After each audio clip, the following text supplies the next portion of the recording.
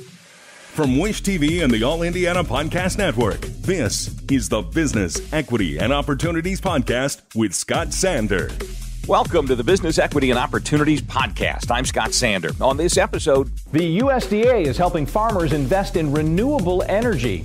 Courtney Kincaid from the Indiana Society of CPAs returns, and our industry focus visits a family farm. Every business is unique and has a target audience. If you own or manage a business, Circulus Digital Media can help you connect and grow your customer base with turnkey digital solutions that are nimble, offering best-in-class results, service, and support to reach a bigger customer base, allowing you to pinpoint a specific audience down to the smallest details. Get outside the city, the state, span the globe. Put Circulus Digital Media to work for you. Get started now at circulusdigital.com.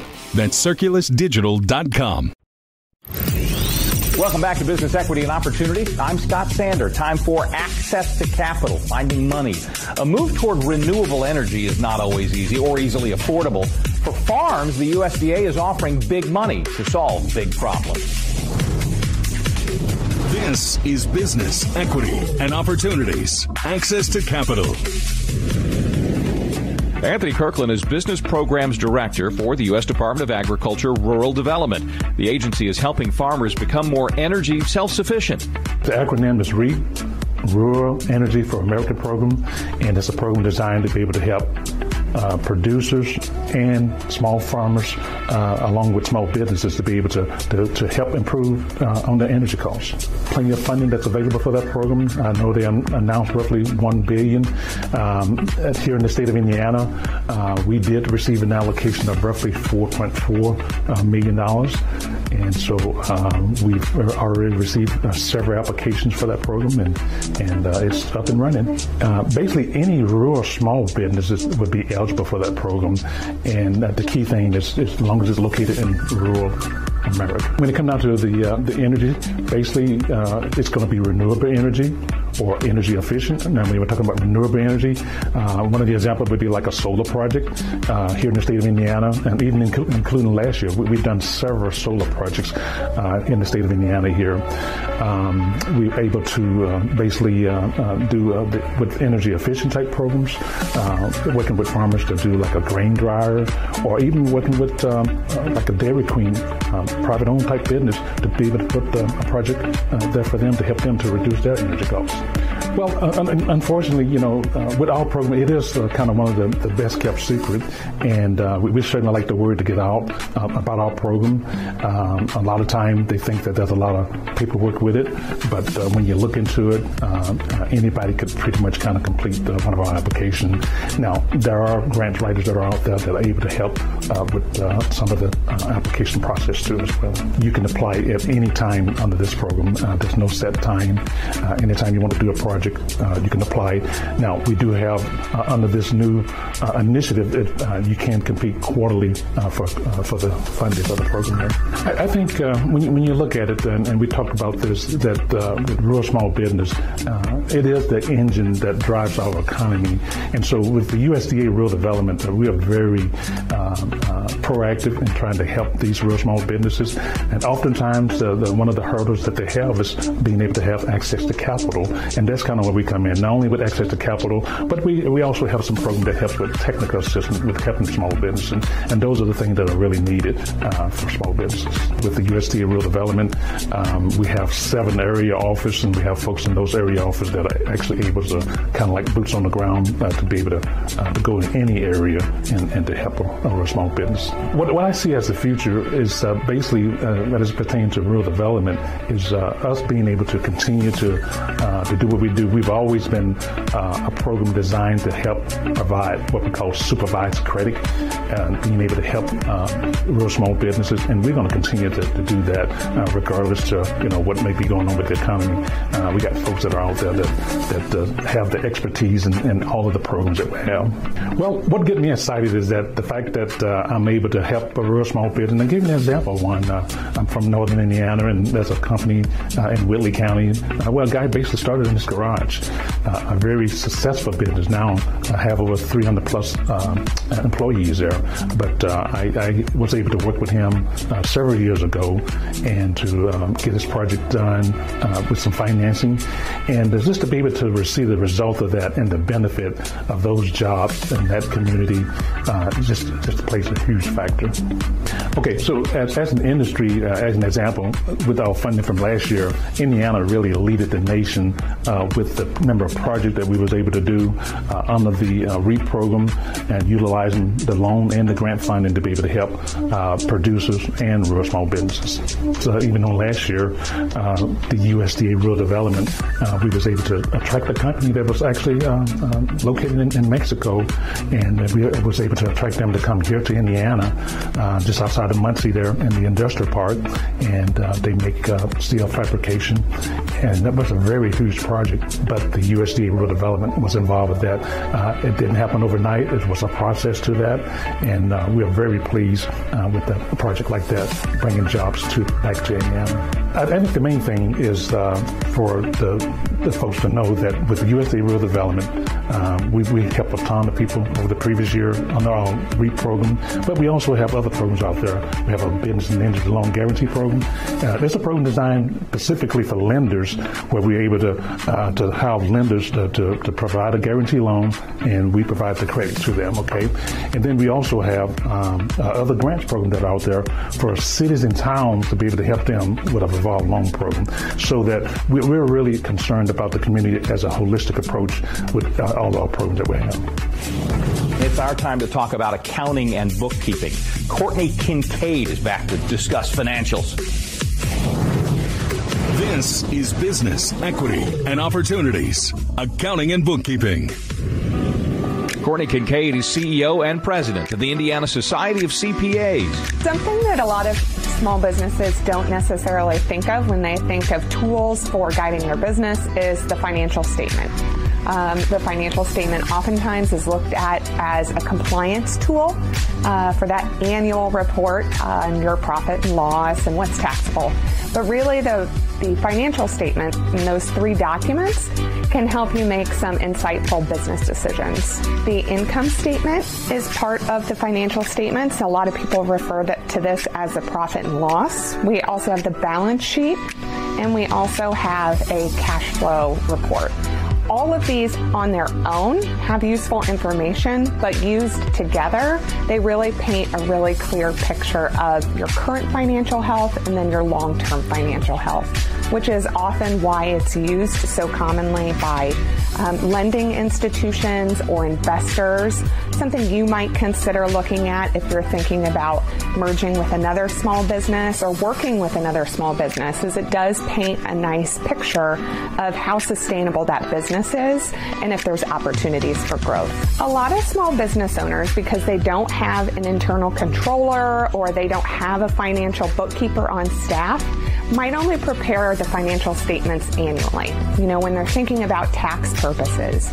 But really, when they're created on a monthly basis or even a quarterly basis, it gives the business owner the opportunity to check in more frequently and make informed decisions about where they might pivot or how they might sustain their business when they're having some lower cash flow times. Another reason why you might want to create a monthly process for creating financial statements is if you needed immediate access to capital, right? So if you needed to produce this document to a financial institution, you would already have a current edition, a copy. Those who do it monthly are able to more readily access capital when they need it, and even to predict when they might need it several months down the road. Good financial statements are created when we use materials that are orderly, are timely, and are consistent. And so you want to track all expenses and keep those expenses in your business account. Keep them separate from your personal expenses.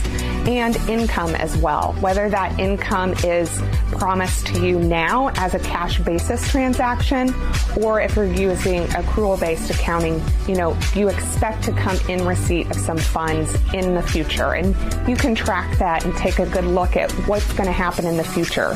Which brings up a really great point, too, is if you're using cash basis accounting, which is something that is much more familiar to maybe the average person, what you learn in school. I get my money in, I get my money out.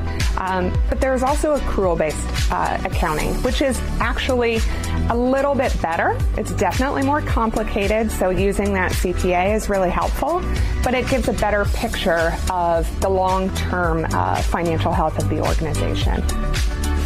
Time for the industry focus. When the world thinks of Indiana, a few things almost always stand out. Race cars, basketball, and farms. Agriculture is still a leading industry in the state, with small business owners, family farmers, at the heart. This is Business, Equity, and Opportunities. Industry Focus. Don Lamb is director of the Indiana State Department of Agriculture. His family has farmed the same piece of land for generations. I like to say I'm a farmer first. That's what I do. I still like to call myself a farmer, but I have been appointed as far as the State Department director of the State Department of Agriculture. But it's really great because the things that the State Department of Agriculture touches are all things that I'm passionate about and I love and I know a lot about. As far as just it's the way I've grown up, it's what I've lived. So soil and water conservation is a big part of that. And then you've got FFA as a part of that. So you've got the education of young people coming up in agriculture. And you've got economic development. Without economic development and agriculture being a part of economic development in our state, then we would lose out in that area as well. And then we keep track of legislation that's going through the State House and things that might affect agriculture. And so there's a lot of moving parts to what happens at the Department of Ag. Farming is something when you think about like our Indiana Grown program is another thing that happens through the State Department of Agriculture, where we help usually smaller farmers but entrepreneurs build a business. It might be flowers, it might be honey, it might be whatever they can produce on maybe a small acreage and they want to grow it. And it goes all the way up through a farm like ours. It's a grain farm. And then you get into the ag bioscience industry, and groups like Agronovus are working in that world. And so from very small to very big, companies like Corteva and Elanco here in Indiana that do a lot of the ag bioscience work, and then how that feeds back into what we do on a smaller level and how that goes back and forth. And so it's an exciting time. It's a very exciting time to be a part of agriculture, and there's so much going on. There's a healthy future. There's so many things you can do now that can be economically good fits, good strong economic businesses that don't have to be real large. And then there's all the if you're very scientific, or if you're an engineer, if you're into the biosciences, there's all that as well. So there's just so many opportunities at every different level of agriculture. Are we doing enough? Well, through like FFA, that encourages that a lot. Purdue is an amazing resource to have in our state. We've got the best, as far as I'm concerned, we've got the best agricultural college in the country right here in Indiana. So we're doing a lot, but we can capitalize on that and just keep that momentum going. The changes that I've seen, GPS and technology has changed so much because back in the 90s, we started soil sampling using GPS. So we know exactly, not only do we know what's in the soil, but we know what's in the soil exactly in a certain spot of a field. So we started applying fertilizer back in the 90s using GPS. So you pull a soil sample, you make a map of what the field needs, where, and then you can load that information into your fertilizer spreader, and as you drive across the field, it automatically puts on what you need, the different nutrients you need for that. And so that's been like the biggest change that I've seen over time, is that technology just keeps getting better and better and better and better. And we're really spoon feeding what we need for a crop instead of applying more than what would ever be necessary in certain areas. For one thing, it's expensive, so it's economical to do it that way. And then the other part of it is it's better for the environment if we don't put things out there that we don't need for that crop. So that's been one of the biggest changes that I've seen, is the technology of fertilizer spreading. And then you get into planters now, and our planters are so technologically advanced. as you go across the field, they're planting different seeding rates based on the soil type that they're in. So there's a map loaded in there of your soil type, and as you go across the field, you might plant 36,000 seeds per acre in this spot and 28,000 seeds per acre in this spot based on the potential that soil has. You don't need to put more out there than what that soil can produce. And then we're also maybe having 2 different liquid fertilizer treatments that are going on at the same time. One might be right with the seed to help it start growing, and one might be beside the seed. And we can variable rate those applications as we go across the field based on what's needed for that crop. So the amount of variables that go into planting now is so big. And that's been a huge change towards efficiency, doing things right for the environment, doing things right for the economy, and that's just going to get better and better. When you talk about keeping young people in the state, in agriculture, we need those people. We need people who, if they're good with computers and they're good with technology and they have a love for agriculture especially, then we need them in our industry, because that's one thing I can tell you as we get up towards planting time, the most valuable person that we need as a resource from our local equipment dealer is the technology guy. The guy that knows the latest software that needs to be loaded to that particular hardware that's in our tractor to make it talk to this planter or to this fertilizer spreader. All that integration is really, real highly advanced, and we need that help. We don't have enough expertise to know how to do those things. So I'd love to see more young people, that are interested in technology lean towards agriculture, because the future is huge in that. I think one thing that we can do better in agriculture is to establish ourselves as a real economic force in our state. Everybody knows that farming has always been the foundation of our economy here in Indiana.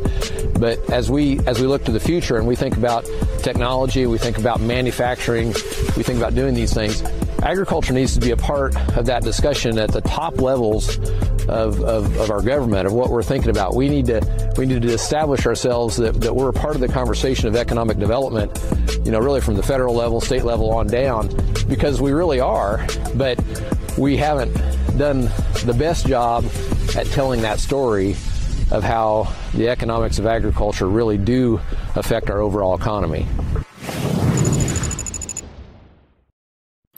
Our thanks again to all the contributors who joined us for this episode of the Business Equity and Opportunities podcast. We hope you found it enlightening, useful, and inspiring. You'll find more information about the show on our website, BEOshow.com. You can watch Business Equity and Opportunities Sunday mornings at 10 on Wish TV or live stream it through wishtv.com. Each week we provide 7 full segments with topics ranging from how to get started and how to access capital to the day-to-day running of your business and questions about accounting and bookkeeping. We feature business news and trends and always share a success story from one of our contributors. Join us next time for more insights into the world of small business. Be sure to sign up for our Business Equity and Opportunities newsletter to get even more valuable, up-to-date information. And if you have any questions or you'd like to be part of our show, please email us. The address is beo@wishtv.com. We'd love to hear from you. I'm Scott Sander. Thanks for listening.